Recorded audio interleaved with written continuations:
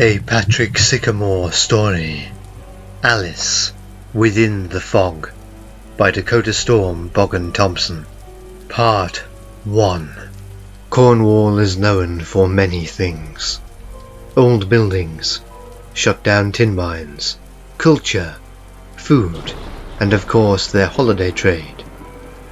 In the winter, Cornwall effectively shuts down and lives of what it has earned during the summer trade. Cornwall is also known for its legendary creatures, such as the Knockers, the Midnight Washerwomen, and Zenor, the Mermaid. Only people who have visited Cornwall in the winter will know of the green fog. The fog rolls in from the sea and is so dense that it reduces visibility to scarcely 4 feet. Many events have happened in Cornwall. Some have been recorded, others have not. I had travelled home after reading Vincent Straw's letter and emptied the antique chest that I had taken with me to Crowland. The reason being that I intended to repack it with the instruments necessary for the absolute destruction of Straw. I also replaced my clothes with ones more suitable for strong and bitter winter temperatures. Winter had come early, it seemed, and even when I pulled up in my Hillman Hunter GLS, I had observed some patches of snow on the ground. I made a phone call to the Vatican and asked to speak to the Pope. "Well done," he said. "You have done an excellent job in ridding London of its imps, although I do hear that you left soon after." "Listen," I began. "How fast can you get one of the relics of my choosing over to me? You owe me that." "I would say a day," said the Pope. "Make it half a day," I said. "I'm going down to Cornwall, and I will need one of the relics for this job." "Which one would you like?" asked the Pope. "The thorn." "From the crown of thorns?" said the Pope. "Yes," I replied.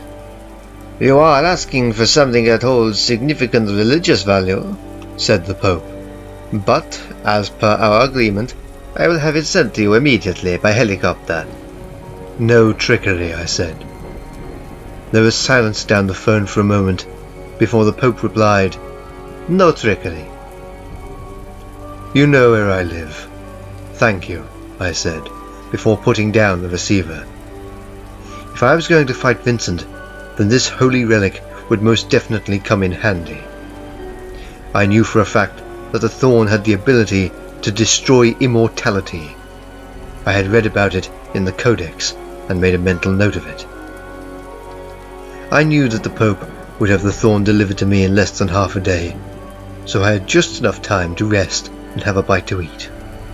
I fed Max before I set him loose into the field behind my house for exercise. I dozed off for a couple of hours in my armchair and awoke fully refreshed. I had a bacon sandwich and called Max back from his roaming around the field. I took Max into my study, something which I rarely did, and sat him down next to my chair. Vincent Straw was playing a game with me, and I knew it. All that I had to do was work out a way of finishing it. Vincent had told me in his letter that I would next find his handiwork in Cornwall. What horrors awaited me, I wondered. I flipped through the pages of the Codex, searching for something that could help me in my mission to destroy Straw. Something in the back of my mind told me to flip to the last page. When I did, I saw an illustration of a woman with a silk scarf around her neck and face. I read the paragraph about the mysterious illustration. It said, "Here is a drawing of the Guardian, drawn from memory by a priest on his deathbed. The Guardian is powerful. She is capable of many things, and has been on the earth since before life. She has fought many powerful creatures, some of which gave rise to more modern evils. An example of this is the battle she had with the Cele Intunicat, otherwise known as the Dark Ones. In this battle she lost one eye, but nevertheless managed to trap her adversary in a dimension called the Void. She later trapped the lesser members of the Dark Ones, who were later named as members of the Pre-Infernum. They who call upon her power, beware. Though she fights evil, she will not allow herself to be scorned." I wondered whether or not this ancient one would be able to assist me. Perhaps she held the power to destroy Vincent Straw. I heard the thump of helicopter blades outside and made my way out to watch. The white Vatican helicopter landed in the large field outside of my house, and I saw someone jump out of it, clutching a box. A man ran towards me and saluted with the sign of the cross. I returned the salute and took the box from the man. "Tell the Pope, thanks," I said to the man before turning and going back into my house. I watched the helicopter ascend through my study window before I opened the leather-clad wooden box. Held between two thick foam bricks was the thorn. I smiled and closed the lid. I packed my car's boot with various holy weapons, such as a large wooden crucifix made from olive tree wood. I put Max in the back seat, took one last look at my house as I started the engine, and set off. Part 2. It took me 4.5 hours to reach Cornwall. There was a thick layer of snow on the ground, and I had to drive slowly, lest I skid on any hidden ice. I pulled over and asked a large, red-faced man if there are any hotels or inns open. "Sorry lad, there's nothing open at the moment." "Are you sure?" "Well," said the Cornishman, "the shipping at Mousel might be open, but I can't guarantee it though." "Thanks," I said. I was just about to close my window when the red-faced man leaned down and said, "You want to be careful. There's something going on. I can feel it in the air." "What do you mean?" I queried. "Watch out for the green fog, and don't go near any of the cliffs when it's around." "Thanks for the advice," I said, closing my window. I drove off in the direction of Mousehole, following the signs, and hunted around the town until I found the Ship Inn. The inn was a big brown building which looked out on a bay. It was truly a lovely view. I made my way into the building with Max at my side. The inside of the inn was a sight to see. It had wooden walls and a long bar. There was only a few people inside the inn, and I made my way over to the bar. An older woman came to me as I sat down and looked me over. "What do you fancy, my lovely?" she said. "I would like a room for 3 days," I began. "I would also like to try one of your stargazy pies. I've heard about them from friends who have visited your inn. A plate of 5 cooked sausages, a bottle of beer poured into a bowl, and a brandy." "I can help you with the food and drink," said the woman, "but I wouldn't recommend mixing pork with fish." At that point, Max put his front paws on the bar counter and looked at the woman with his tongue lolling out. "The sausages are for him," I said, pointing at the huge Rottweiler. "I see," said the woman. "I'm afraid I can't help you with a room, though. None of them have been cleaned yet, and there are no sheets." I pulled my wallet from the inside of my coat pocket, opened it, and put 4 50-pound notes on the counter. "Are you sure there are no rooms?" I queried, with a friendly smile. "I'll see what I can do," said the woman. "I'm Mrs. Oram." I shook Mrs. Oram's hand and introduced myself and my canine companion. When Mrs. Oram put the stargazy pie in front of me, my eyes locked with those of the multiple fish staring at me through the crust. "I feel like I'm in a staring competition," I said to Mrs. Oram. I put Max's plate of sausages on the floor, as well as his bowl of beer, and saw him tuck into his meal. I ate my pie and let my tongue tingle with the flavours. "What are you in Cornwall for, then?" asked Mrs. Oram, putting her elbows on the counter and cradling her head in her hands. "I'm conducting an investigation," I replied, finishing the last mouthful of my pie. "You're a policeman?" said Mrs. Oram. "I used to be," I said. "This is a different type of investigation." "What type is it, then?" "I'm investigating something supernatural," I replied. "A man called Vincent Straw." "I've never heard of him," said Mrs. Oram. "It's just as well," I said.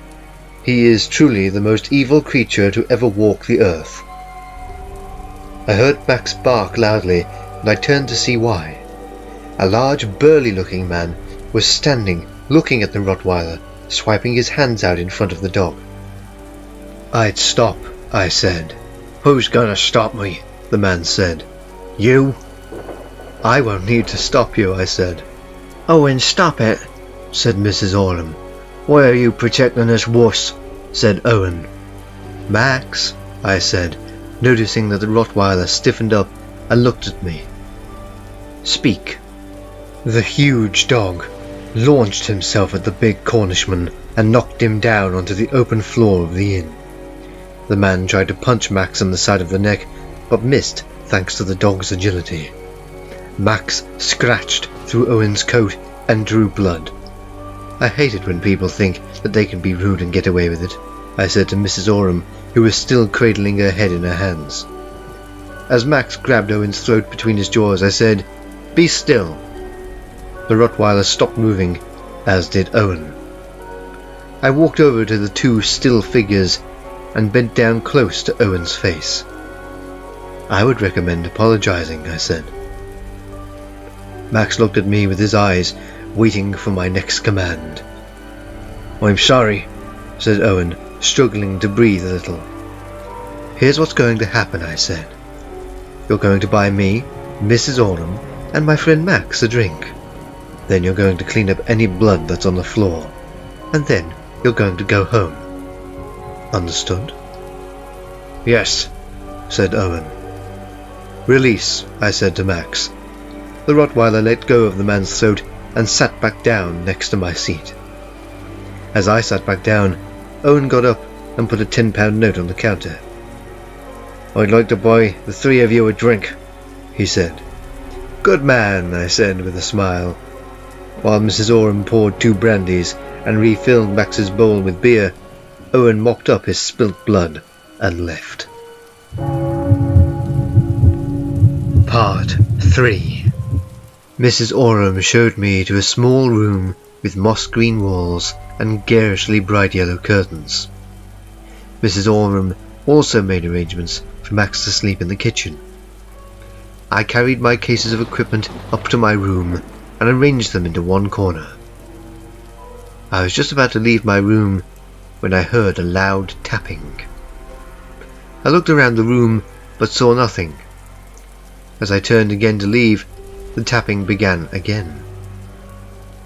I opened the intensely bright yellow curtains and found the cause of the noise was a crow with a small scroll tied to its leg. I opened the window and let the crow hop onto my hand. I gently untied the scroll from the large bird's leg and read it. "To my dear Mr. Sycamore, I am glad to see that you arrived safely in Cornwall. You will first see my handiwork in Poldark Mine. I'd bring a torch if I were you. Yours, Vincent Straw." I placed the message down on my bed and went back to the window. The crow flapped his wings and flew away. Vincent had piqued my interest. What, I wondered, could be down Poldark Mine? I left the room and made my way to my car. It took me about 45 minutes to reach Poldark Mine, which I found was a closed for the season tourist attraction surrounded by a wire fence. There was no security, it seemed, so I set about cutting a hole in a part of the fence with a pair of wire cutters. I entered the tourist attraction and stood very still. A very distant noise reached my ears, the noise of stone being chipped. I took out a crucifix from my pocket and waited. The chipping sound ceased, and I heard the sound of scrambling in the direction of a sturdy-looking wooden structure. I walked silently towards the building and stepped through a door. The building was lit by small lanterns. The air inside was most sour, and I was half tempted to walk straight back out of the building. The scrambling sound came from a huge hole in the stone floor, above which was a large metal lift. I also observed a metal ladder that was integrated into the side of the hole that led downwards into the murky depths of the mine. I decided to use the ladder for a quieter descent. After taking my shoes off, I climbed, without the aid of a light, down the ladder into the mine. After reaching the bottom, I put my shoes back on and looked around into the darkness, searching for even a pinprick's worth of light. I found a sign of illumination coming from the left of the ladder, and I made my way towards it. As I approached the light, I heard the sound of frustrated voices. I came across a scene that has forever been etched into my mind. A great many 2-foot-tall, white-bearded men, in very old-style miners' clothes, were at work chipping away bits of stone and restoring supports. I looked at the creatures in stunned amazement and realized that I had come across knockers.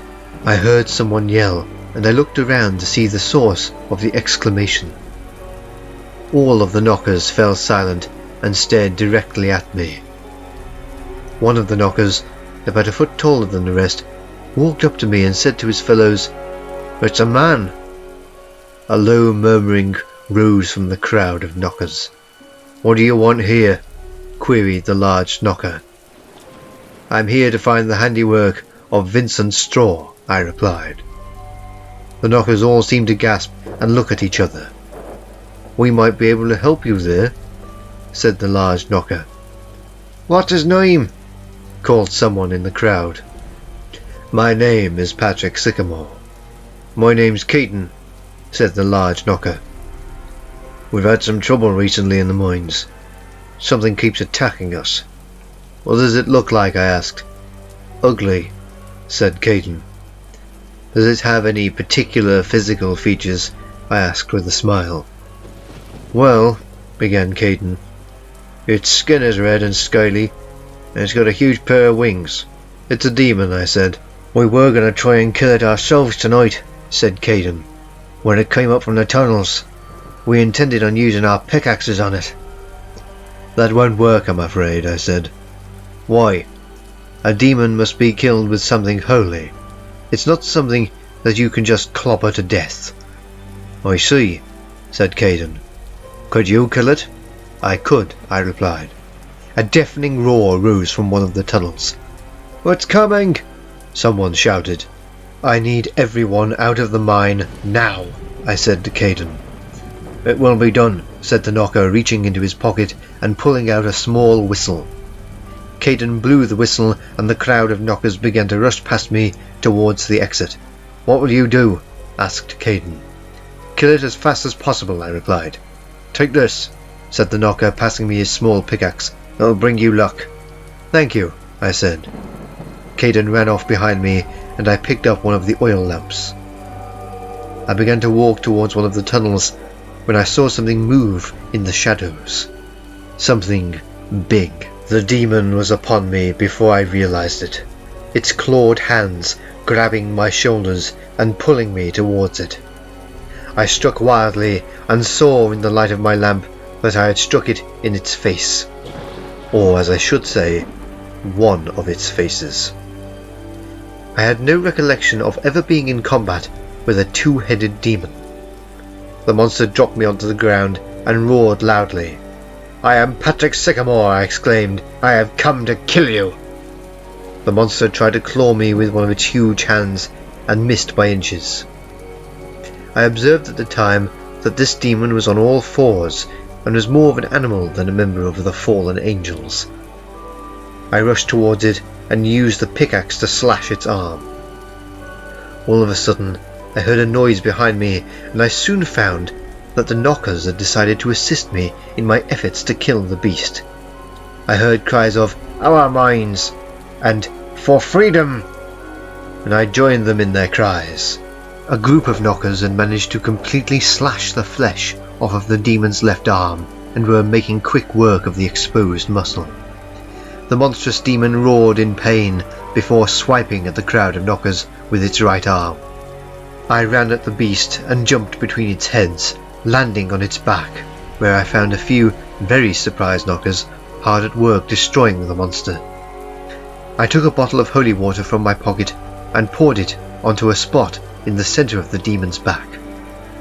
The monster's flesh began to bubble, and I rolled back one of my coat and shirt sleeves. I plunged my hand into the bubbling flesh and felt it sting.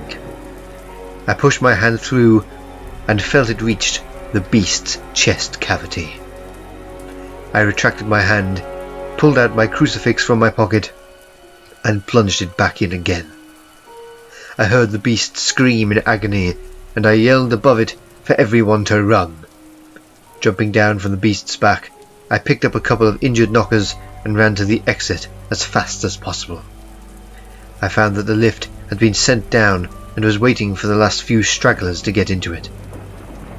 We travelled up at great speed and rushed out of the building. Caden made his way towards me and asked why we had needed to get out of the mine so quickly. Caden's answer came in the form of the building that covered the entrance exploding in an inferno of flame. "Where will you go now?" I asked, while walking back to my car with Caden. "There's plenty of mines in Cornwall," said the knocker. "We'll make our way to one of them. Thanks for killing a beast. We couldn't have done it without you." "I fear that my stay in Cornwall isn't going to end this quickly," I said, opening my car door. "I suspect that it is just the first of several incidents that are going to come to my attention." "I wish you luck," said Caden, before he began to walk away, back to his people of knockers.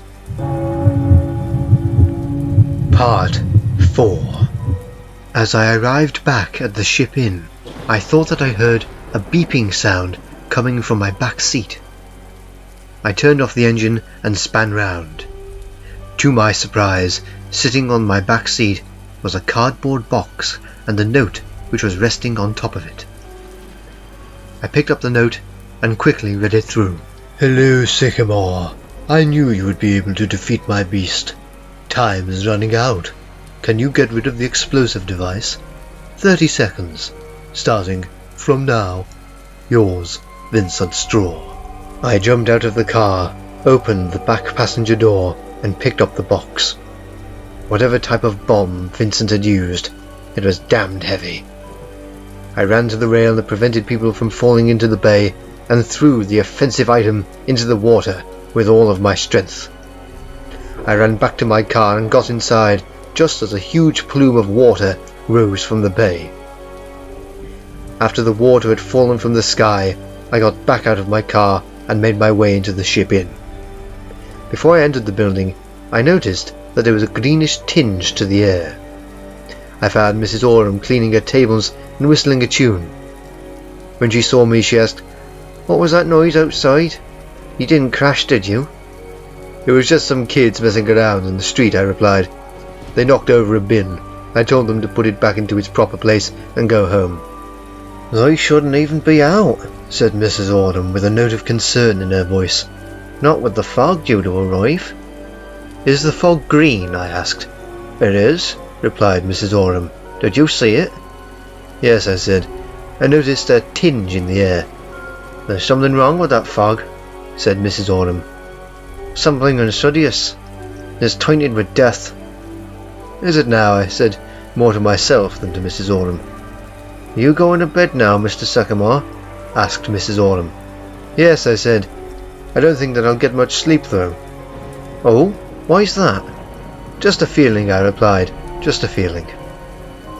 I made my way to my room and locked the door. I opened up the box containing the codex and flipped through its ancient pages to the wanted section. I read for about an hour before I lay down on my bed.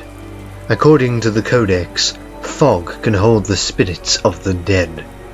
These spirits are rarely friendly and are usually suicide victims.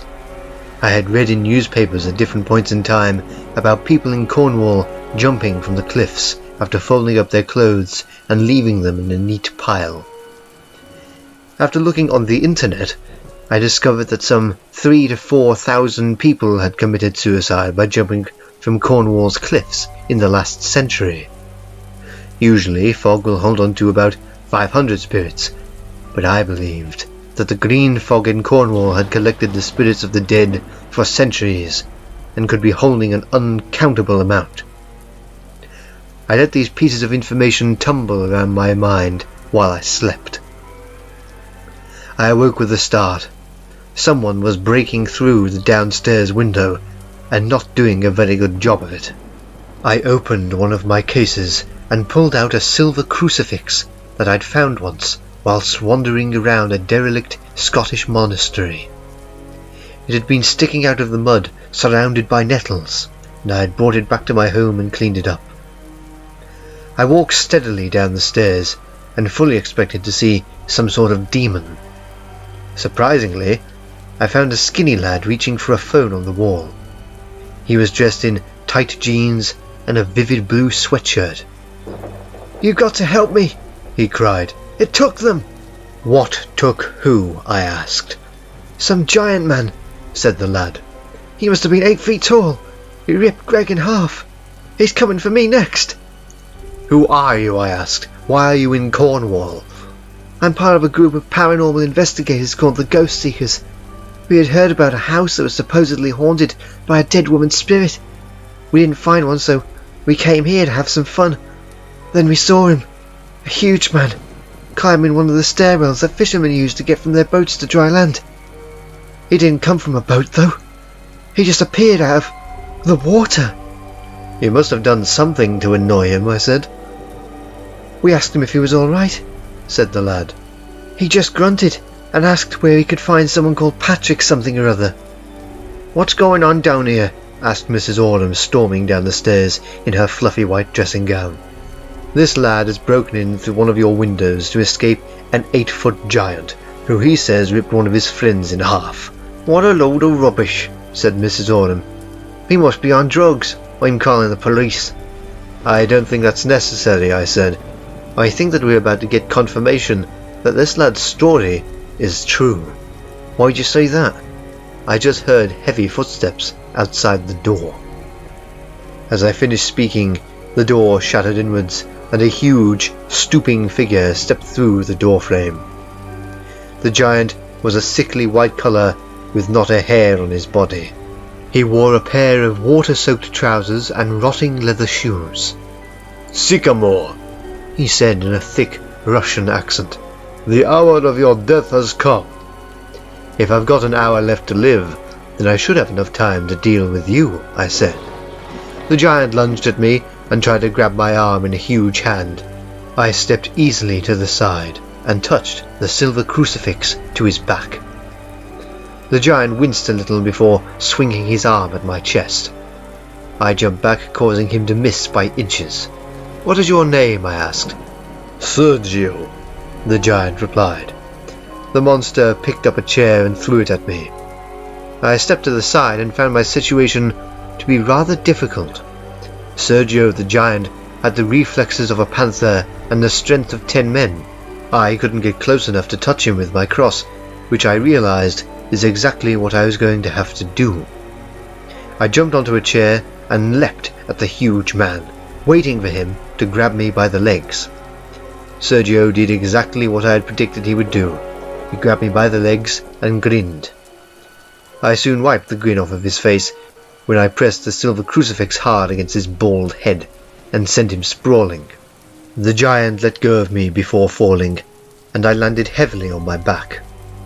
This was extremely uncomfortable for me because of the bruises that had been caused by my fighting with the stone statue in Crowland. As I got to my feet, I heard the giant swear and ask where he was. Evidently, the touch of the crucifix to his forehead had caused him to become confused. Mrs. Autumn was standing open-mouthed in shock, while the lad I saw was cowering underneath a table, crying to himself. I heard a noise from the doorway, and in the shining moonlight saw a black, furry body. I let out a sigh of relief as I saw the gargantuan form of Black Shuck, the legendary beast of East Anglican folklore, squeeze through the doorway. The immense canine, who dwarfed everything around him, bared his teeth as he approached the slowly rising form of the stunned giant. Sergio saw the huge dog and jumped back a little as he realized that he was helpless compared to the power of Black Shuck. I had last seen Black Shuck in Loddon, where he had helped me in fighting Mother Chograve's overgrown imps. He was evidently still hunting straw with the scent that I had provided for him at Cruden Bay. Black Shuck darted forward and grabbed the giant by the neck before he swung him around the room like a rag doll. The immense dog dragged the now limp body of Sergio out of the door, and I heard a distinct splash as his body made contact with the water in the bay. Black Shuck stepped back inside the pub and sat down. "Well," I said, walking over to the legendary beast, "I'm glad that's over." "What is that thing?" asked Mrs. Autumn, coming out of her shock. "This is Black Shuck," I said. "I think he's going to help me while I'm here." Part 5. Mrs. Autumn put the terror-stricken paranormal investigator into my room and locked the door. I pinned a tarpaulin across the outside of the broken doorframe to stop people from seeing Black Shuck asleep on the floor of the inn. After this task had been completed, I asked Mrs. Autumn to pour both of us a brandy, while I went up to my room and collected the codex. When I opened the door to my room, I found the paranormal investigator shivering on the bed, staring blankly at the wall. I made my way back down the stairs and sat down at one of the tables next to Mrs. Autumn. "I'd like to ask you something," I said to Mrs. Autumn, opening the codex to the last page. "I'm not sure why, but I have a feeling in my gut that you all know someone who looks like the woman in this illustration." Mrs. Autumn looked at the drawing on the page, and I watched as her eyes widened, her breathing became heavier, and she began to tremble. "Who is she?" "Alice," she said quietly. "Where does she live?" "I'll give you the address. It's at the top of Causeway Head, not too far from my favourite cafe. The cafe at the back of Mounts Bay Trading. It's not hard to find." "Thank you," I replied, pulling a scrap of paper and a pen from my pocket. "I wouldn't have anything to do with her if I were you," said Mrs. Autumn. I smiled while Mrs. Autumn wrote down the address. I made my way to my room, where I found the paranormal investigator was still in shock. I dragged the lad off of my bed and put him on the floor with a blanket over him. I lay down in the comfortable bed and dozed off to sleep. My dreams were filled with dark distortions and scenes of horrifying monsters. All of these dreams were tainted by a greenish colour, something that I found mystifying. I awoke at 8 o'clock in the morning, bathed, toileted, and made my way downstairs. The paranormal investigator had left while I'd been asleep.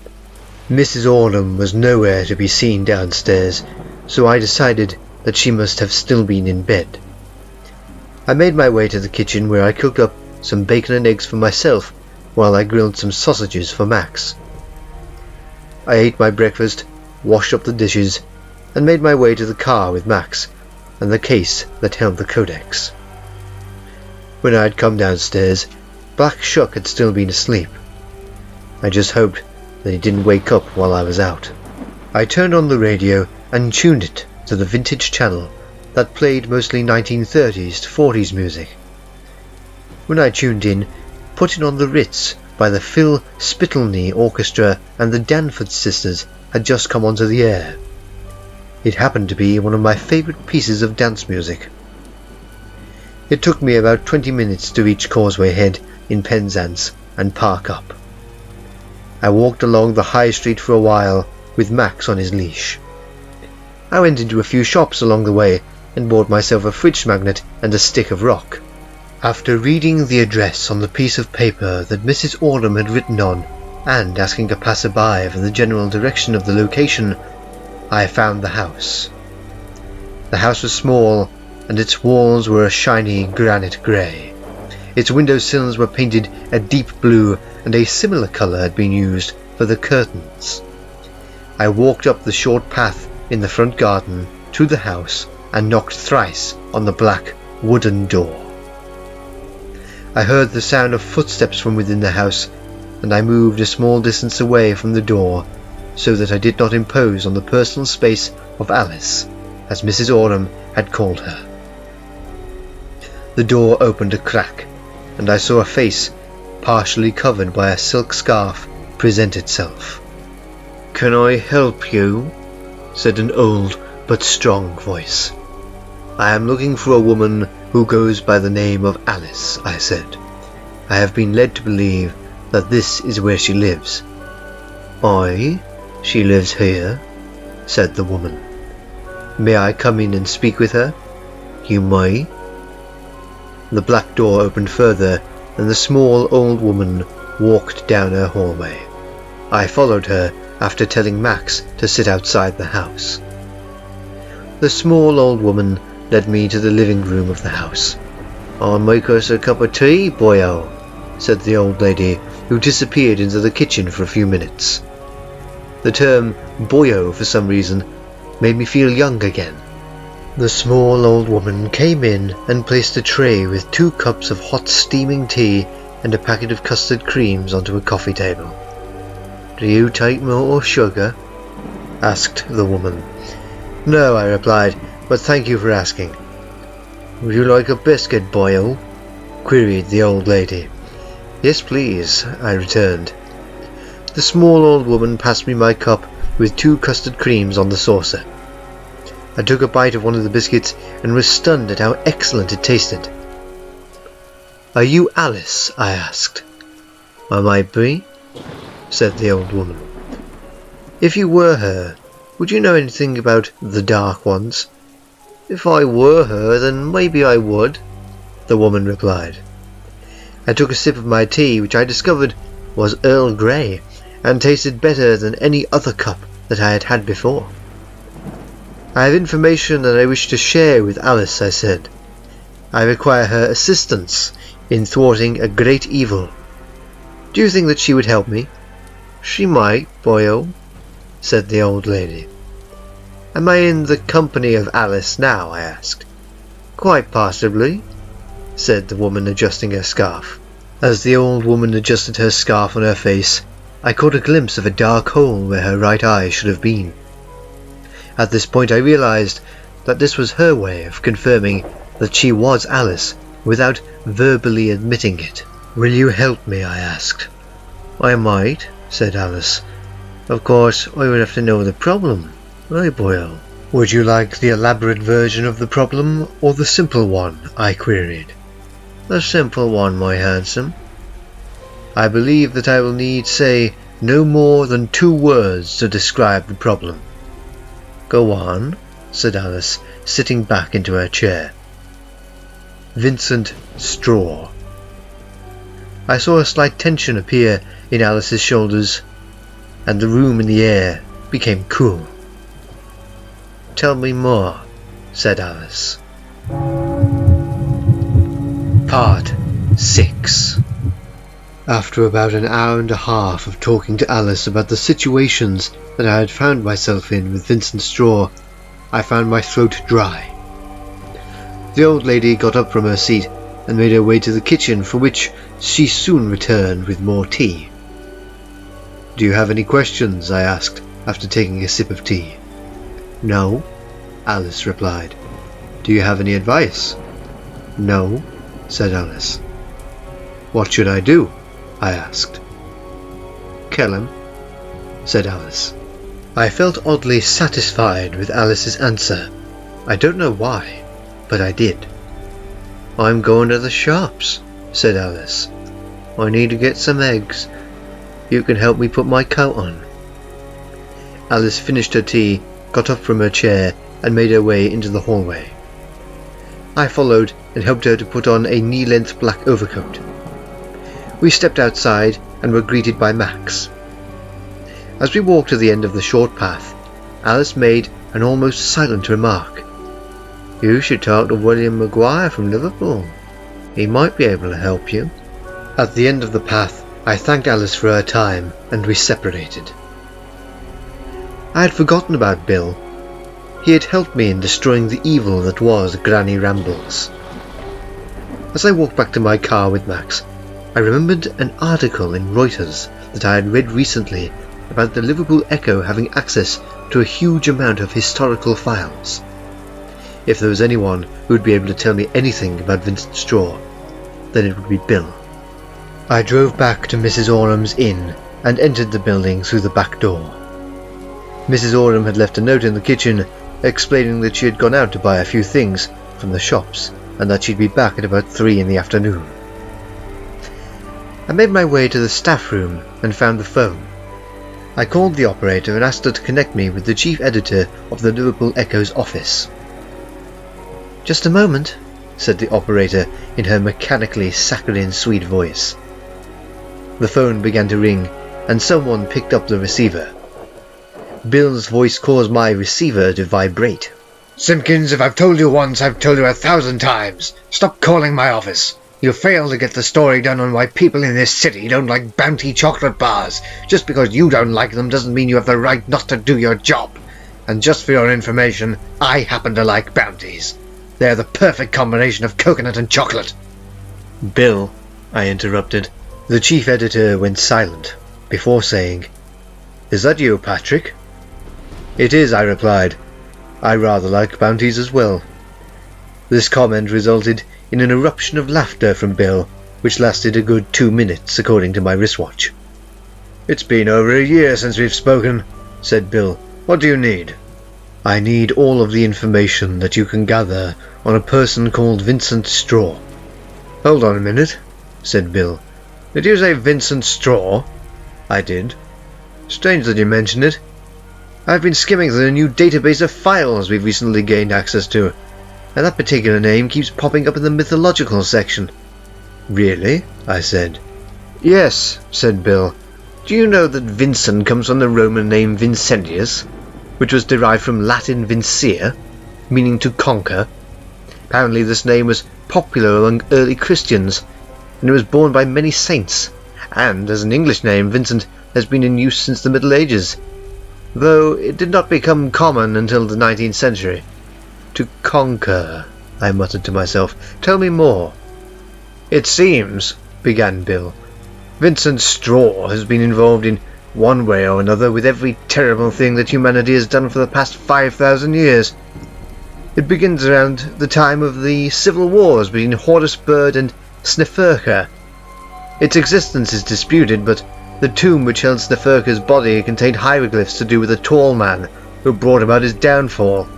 There's no name mentioned, but it looks like a possible link. The tall man then pops up again in the campaigns of Eonatum, where he is referenced as being a person of great strength but mysterious. Then there's a huge gap before he pops up again in the conquests of Hammurabi, where he is the commander of the armies. There are hundreds of instances from all around the world throughout time where a tall man is referenced as holding a high position of power. But during the 454 AD Germanic Hunnic Wars, he makes his last appearance and disappears without a trace. It's in 1854 that he once again rears his head as a commander during the Crimean War. He washed up on a beach after the November 14th Great Storm of 1854 in the Black Sea, in which 19 British transport ships and other foreign vessels supporting the Crimean War were wrecked with the loss of at least 287 men. He continues to make mysterious appearances during the 1800s and early 1900s. The last recorded mention of this tall man is in Germany during the Second World War under the name Vincent Straw. Apparently he was Hitler's second in command and even took over as leader in 1944 when the mad bastard was recovering from the July 20th plot. "Are you absolutely sure that this is the last time he reveals himself?" I asked. 100%. "Thank you," I said. "You're a good friend, Bill. I'll be in touch soon." "Sycamore," said Bill. "I don't know where you are or what you're doing, but be careful. Vincent is a dangerous man. He's dangerous." "I'll be careful," I replied. "You have my oath on that." Part 7. I was just going upstairs to have a much-needed bath when I heard Mrs. Oram come in through the back door. I went back downstairs and saw Mrs. Oram had disappeared behind the counter. "Mrs. Oram," "Are you quite all right?" I asked. "Yes, dear," replied a croaking voice that didn't sound anything like Mrs. Oram. "I'm all right." I felt something touch my shoulder, and I turned round to see who it was. Black Shuck had silently risen from his sleeping position and come quietly to my side. I heard a low, almost silent growl grow from within the enormous canine's chest. I put my fingers to my lips and walked over to the counter. A heinous creature rose up from behind the counter. Standing on 3 spindly legs and 8 feet tall, the monster crawled over the counter and looked at me with its yellow eyes. Pus dripped from its mouth, and its arms, though human in form, were abnormally long. "It is your time to die," said the hell creature. "Why?" I asked. "It is the wish of my master." "Straw?" I queried. "No," returned the hideous monster. "Satan!" Unbeknownst to the hell creature, I had put my hand in my pocket and wrapped one of my numerous rosaries around my fingers. "Tell Satan," I said, pulling the rosary from my pocket, "that he'll have to come and kill me himself." Using all of my strength, I smashed through the monster's jutting out teeth and plunged the rosary deep into its hot, foul-smelling throat. The creature tried to cut through its own throat to remove the holy item, but quickly fell to the floor, twitching slightly for a few moments before becoming completely still. "Ugly thing," I said to myself. Black Shuck came over and sniffed the carcass of the hell creature before pushing it away with one of his huge paws. Why did Satan want to kill me? I'd had to deal with his demons before, but he'd never sent one specifically to kill me. As I stroked behind the ear of Black Shuck, I heard a crackling sound like that caused by burning wood. I felt Black Shuck become tense and his hair stood up. "Speak of the devil," I said. "Speak of me and I will come," said a voice. I turned and saw a man standing in a grey suit holding a leather-bound business case in one hand. "So," I said, "you finally decided to come and try to kill me yourself." Now, Mr. Sycamore," said the devil. "I'm here to make a deal. It's the easy way of obtaining a soul." "You won't succeed in your efforts," I replied. "Even if it meant the end of a certain Vincent Straw?" I laughed out loud when I heard him say that. "Come here," I said to the king of hell. Satan walked towards me and extended his hand. "It's a deal then," said the devil. I raised my hand and landed a hard blow to the devil's abdomen, which sent him sprawling onto the floor. Vincent Straw isn't just someone that can be gotten rid of. He's more powerful than you are. He controls demons stronger than yours. Only God can destroy him, or the Guardian. "The Guardian?" said the devil, giving me a look of genuine fear. The devil got up from the floor and straightened his tie. "I'd better be going then," he said. "This meeting has been highly unproductive." Lucifer disappeared in a burst of flame, leaving the stench of burned hair in the room. "When does this big dog of yours have to be fed?" said a familiar voice. I turned to see Mrs. Oram putting down her shopping bags. "He doesn't need to be fed," I replied. "He's an immortal." "Not him, silly," said Mrs. Oram. "I mean your dog." "Now would be a fine time," I returned. "I think he'll be only too happy to have his dinner." I made my way to the foot of the stairs and was just about to walk up them to prepare a bath when I called to Mrs. Oram, "I'm going to bathe and go out immediately afterwards. I won't be back until late tonight." "You mustn't!" cried out the woman. I walked to the kitchen and found her shaking with fright. "Why must I not go out?" I asked. "It's the fog," she replied. "You'll think me mad for saying it, but the fog is evil. It's filled with tortured souls." "I'll be fine," I stated, before leaving the kitchen and going up the stairs. I had my bath and thought about what Mrs. Oram had said. I put on a fresh set of clothes and went downstairs. I found Max asleep on the floor next to Black Shuck, who looked up from his position. "Meet me outside," I said quietly to the legendary dog. I went into the kitchen to leave through the door and found Mrs. Oram sitting with her head in her hands. "What's wrong?" I asked. "What can I do?" "Don't go into the fog," she replied. "It's cursed. I assure you, nothing will happen to me." I left the inn and walked to my car, where I found my giant canine ally sitting. "Where is he?" I said to Black Shuck. The huge dog sniffed the air and looked around the car park. "Lead me," I said, getting into my car. I started the engine and followed Black Shuck through the roads. The green fog was thick, and I could only just see Black Shuck with the use of my headlights. As I drove, I'm sure that I felt the car being pushed at the sides, like something or someone was trying to push me over. I closed the vents to prevent the green fog from seeping in, just in case Mrs. Oram's fears came to pass. I followed Black Shuck in the fog, and I became cold, but did not dare to open the vents so that the heater could work. It wasn't long before Black Shuck stopped and looked at me, his fur wet with the dampness of the air. I turned off the engine and made my way to the huge dog. Black Shuck guided me to a red sign with the name of the location. "St. Michael's Mount," I said. I saw a flash of bright lightning, which was followed by booming thunder. "Welcome," said a voice which I knew only too well.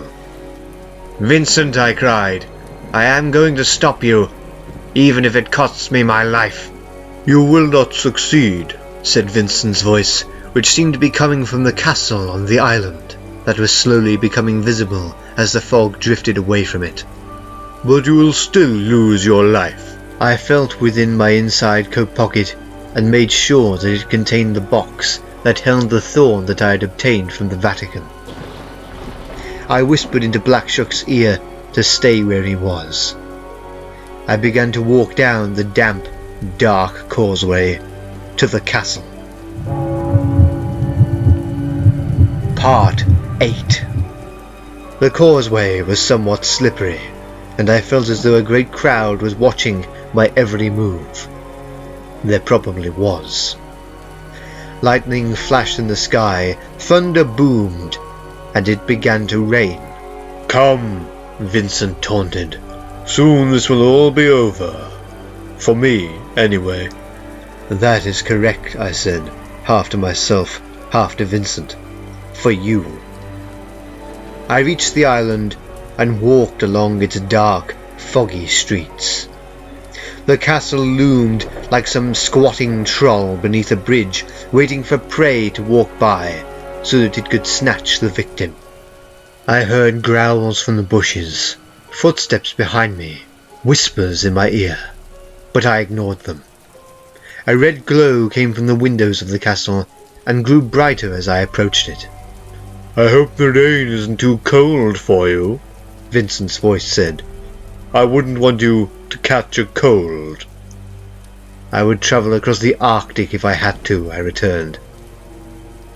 The doors of the great castle opened, and I saw Vincent standing in the doorway.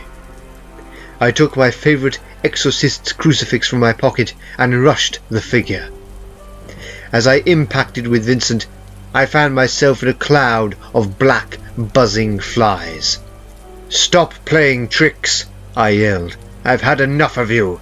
For too long you have tainted this world, caused terrible things, performed heinous acts.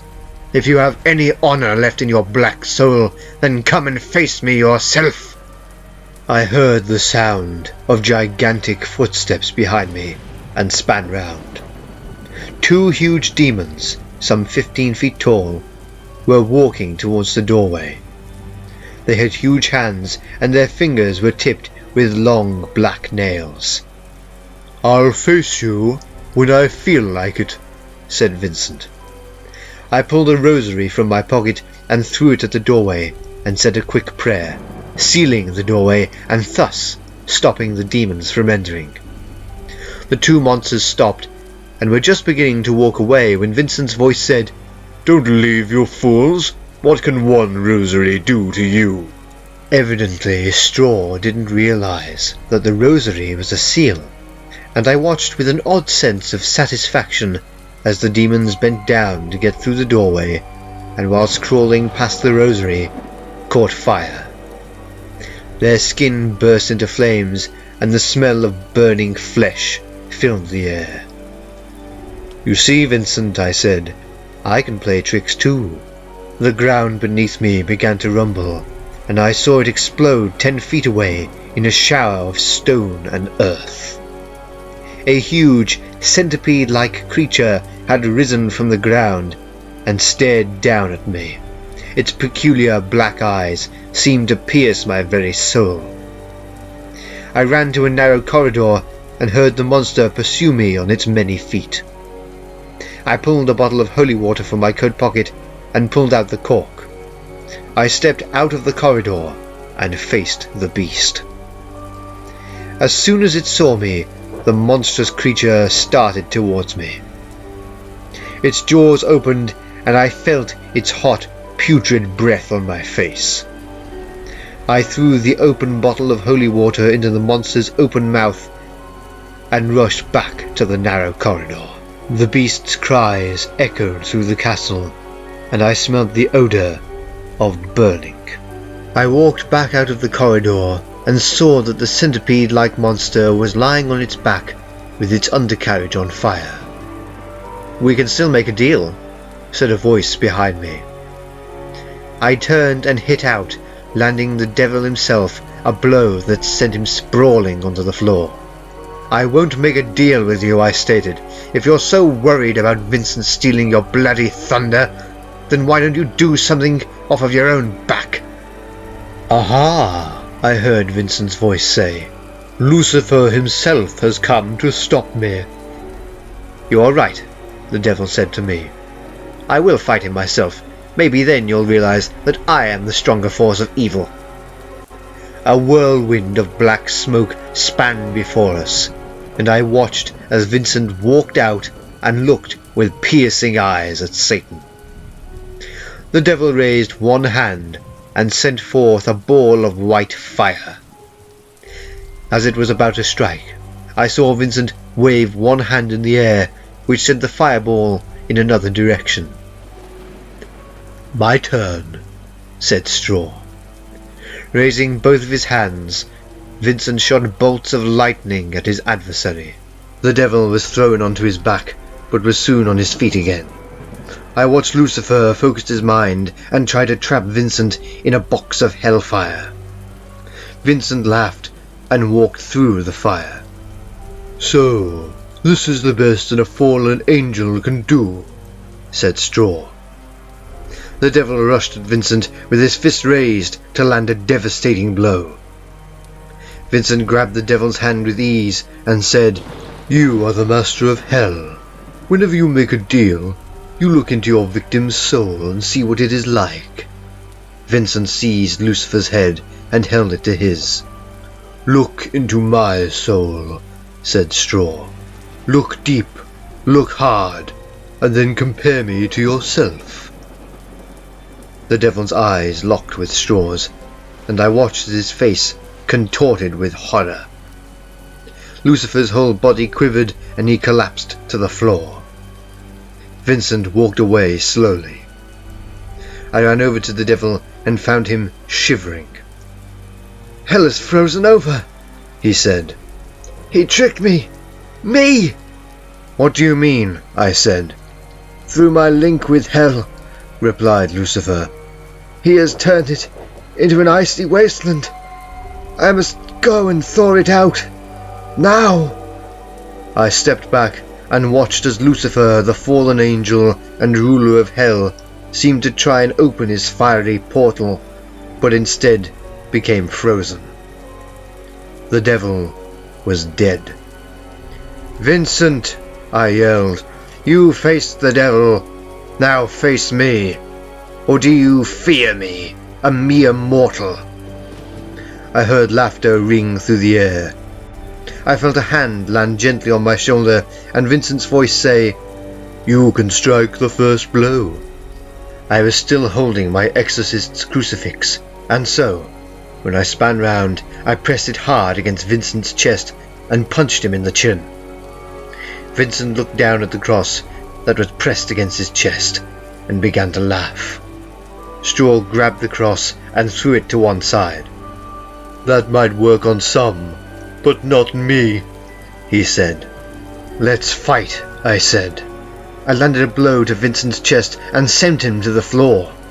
Vincent disappeared, and I was pushed from behind. I turned and saw Vincent move towards me at lightning speed. I darted to one side, grabbed the monster by the arm, and flung him to the floor. Vincent grabbed me by the leg and said, "Let's go somewhere more scenic, shall we?" A black cloud surrounded us, and I became cold. I had lost my grip on Vincent's leg and couldn't see through the dark. The black cloud slowly disappeared and was replaced with a dark green fog. I heard the crash of waves and tasted salt in the air. "Have you ever flown before?" asked Vincent through the fog. "Yes," I replied. "Good. Then you'll enjoy your trip down to the bottom of the cliff." I dropped to the ground and felt with my hands to see if I could find the edge of the cliff. "That's it. Scrapple like the animal that you are," said Vincent's insidious voice. When my hand found the edge of the cliff, I turned in the opposite direction and ran. After about a minute, I stopped and listened. I could hear whispers. I couldn't work out exactly what it was that they were saying. Neither could I work out the direction from which they came. "Do you hear that?" I heard Vincent say. "Over several hundred years, my fog has captured the souls of thousands of suicide victims. They are mine to command." I searched my coat pocket and took out the box that held the thorn. I took out the thorn, which was around 2 inches long, and waited. "Bring him to me," said Vincent. I was shoved by an invisible force in this and that direction. Hands clawed my back, fists pummeled my chest, teeth bit my legs, and sharp nails dug into my arms. Vincent appeared to materialize out of the fog and stood before me like some sinister vulture watching a helpless animal die. "You're 3 feet away from the edge of the cliff," said Vincent. "I'm going to personally shove you off of it." Vincent came towards me, and as he extended his arms to push me, I leapt at him and stabbed him in the chest with the thorn. Vincent yelled out with pain and threw me off to one side. I got up and watched Vincent stagger onto his feet. "Very clever," I heard him say, "but I can easily regain my immortality." Vincent faced me and told his invisible slaves to seize me. "This is the final curtain," said Straw. "An end to our struggle. You are fun to play with, but all good things must come to an end." I felt myself being dragged slowly towards the cliff by the many invisible hands. I fought against them, but it was in vain. I couldn't loosen their grip for 1 second. I accepted my fate and prayed to God to forgive me for my failing him. I must have been a foot away from the cliff edge when it happened. The sound of thunder boomed through the air, and the hands that had gripped me left. "What is going on?" cried Vincent. I watched as Straw seemed to be lifted up many feet into the air by some gigantic, invisible hand. I watched Vincent shoot lightning from his hands, saw him struggling against the unseen fingers that gripped him. Then, the whispering stopped and the green fog cleared. I'll never be absolutely certain if I saw this phenomena, but, just for a moment, I thought I saw the partially covered face of Alice high above in the sky. I saw Straw thrashing vainly against the force that held him. All of a sudden, Vincent became limp, his head touching his chest. Vincent dropped from the sky and fell past me down to the bottom of the cliff into the icy water. No body was ever reported to have been found washed up on the beaches of Cornwall in the following weeks. I stared into the sky to see whether or not the face that I thought I had seen was still there, but it was not. I began to walk. Part 9. I made my way to a road and followed it into an estate. I knocked on the door of a house, which was opened by a friendly old gentleman. The old gentleman took me into his living room and sat me down on a very comfortable settee. "What happened?" he asked. "It's too hard to explain," I said. I felt an intense hot pain in my chest and all down my left arm. "Would you do me a favour?" I asked. "What is it?"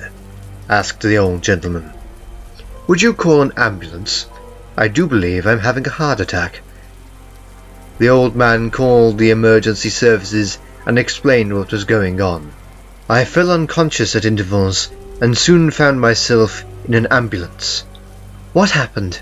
I heard one of the paramedics ask me. "Heart attack," I replied. I thought that it was pretty obvious. Everything went black. After a little while, I saw a pinprick of light in the darkness. It slowly grew bigger, and I felt a comfortable warmth radiating from it. I wanted to enter into the light, but something in the back of my mind told me not to, that I was not ready. The light began to shrink and soon disappeared. I opened my eyes and was dazzled by a doctor's penlight. "Please, turn off the light," I said. "Are you all right?" asked the doctor. "Do you remember what happened?" "I do," I replied. "A bunch of brutes attacked me when I pulled up near the causeway at St. Michael's Mount." "Do you know what they look like?" asked a large man walking into the room, who was evidently a police detective. "I'm afraid not," I replied. "You sure?" asked the detective. "Positive," I returned. "We should leave him to rest," said the doctor. The doctor and the detective left the room, leaving me alone with my own thoughts. An hour later, I dug my clothes out of the drawer that they had been neatly folded into and left. No one stopped me. I took a taxi to where my car was parked and paid the driver double.